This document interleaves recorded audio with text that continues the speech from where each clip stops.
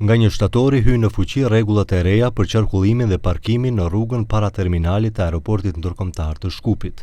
Sipas TAV Maqedoni, automjetët do të mund të ndalojnë falas deri në 10 minuta për të marrë ose lënë udhëtar, por kjo mundësi do të lejohet vetëm një herë brenda 24 orëve.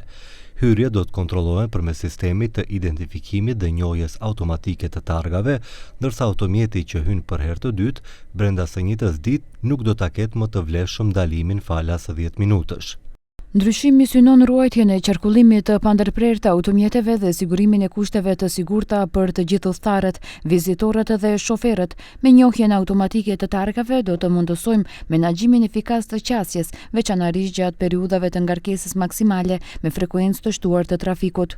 Shoqata e taksive kundërshton regjimin e ri të aeroportit të Shkupit, duke thënë se kufizimi i hyrjes falas në një herë brenda 24 orëve vështirëson punën e taksive të licencuara që kryejnë disa transfere gjatë ditës. Sipas tyre, masa mund të sjellë kosto shtesë për udhëtarët, veçanërisht për personat me aftësi të kufizuara, ndërsa propozojnë që ndalesa falas 10 minutëshe të lejohet disa herë në ditë ose të vendoset një interval më i arsyeshëm mes hyrjeve.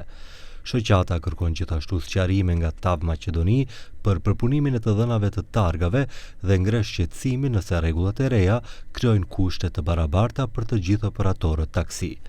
Nuk kërkojmë qëndrime të pakufizuara para terminalit, kërkojmë një zgjidhje të arsyeshme, respektim strikt të kohës maksimale për ndalesë të shkurtër, mundësi për më shumë hyrje të shkurtëra gjatë ditës dhe, nëse është e nevojshme, vendosjen e një intervali minimal të arsyeshëm ndërmjet 2 hyrjeve falas. Presim që TAV Maqedonia publikisht të arsyetojë nevojën dhe bazën për vendosjen e kufizimit prej 24 orësh, ndërsa nga institucionet kompetente presim të shqyrtojë nëse ky regjim është justifikuar dhe nëse siguron kushte të barabarta për të gjithë pjesëmarrësit në treg. Shoqata e taksistëve po ashtu pret që Komisioni për Mbrojtjen e Konkurrencës të shqyrtojë nëse kushtet e ndryshme të qasjes në infrastrukturën e aeroportit kufizojnë konkurrencën ose krijojnë avantazh të pajustifikuar për një operator. Përndryshe, për shoferët që kanë nevojë për qëndrim më të gjatë ose duhet të hyjnë disa herë në aeroport gjatë ditës, aeroporti ndërkombëtar i Shkupit ofron parkingun kryesor me 1200 vende për automjete dhe 6 për autobus.